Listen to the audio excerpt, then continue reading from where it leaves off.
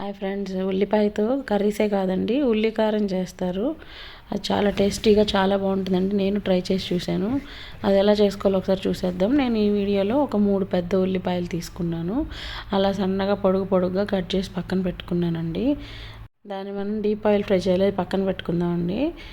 తర్వాత మనం ఒక ప్యాన్ తీసుకొని అందులో 2 స్పూన్ల ధనియాల పువ్వు, 1 స్పూన్ జీలకర్ర, కొంచెం మెంతులు వేసేసుకొని డ్రై రోస్ట్ చేసుకొని మిక్సీ పట్టేసుకోవాలి.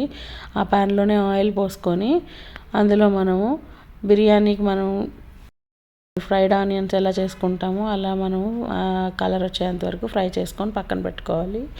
అదే ఆయిల్ ఒక 2 టేబుల్ స్పూన్స్ పల్లీలు, ఒక 10 నుంచి 15 వరకు ఎండుమిర్చి వేసుకొని ఫ్రై చేసుకోవాలండి. వెల్లుల్లి కూడా ఫ్రై చేసేసుకొని పక్కన పెట్టుకోవాలి. తర్వాత కరివేపాకు కూడా కొంచెం వేసుకొని ఫ్రై చేసుకొని పక్కన పెట్టుకోవాలి. తర్వాత మిక్సీలో మనం ముందు డ్రై రోస్ట్ చేసుకున్న వేసేసుకొని మనం కొద్దిగా చింతపండు వేసుకోవాలి.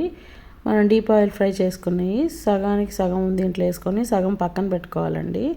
దాంట్లోనే కొద్దిగా రుచికి సరిపడే ఉప్పు, ఒక 2 స్పూన్ల కారము వేసేసుకొని మనము మిక్సీ పట్టేసుకోవాలి. తర్వాత మనం సగం ఉంచి పెట్టుకున్న ఆనియన్స్, పల్లీలు అవన్నీ వేసి బాగా అలా చేతితో కలిపేసుకోవాలండి. అంతే అండి, ఎంతో సింపుల్గా మీరు ఇంట్లో ట్రై చేసి చూడండి. మీకు కనుక నచ్చితే నా వీడియోని లైక్ చేయండి, సబ్స్క్రైబ్ చేయండి. Thank you for watching.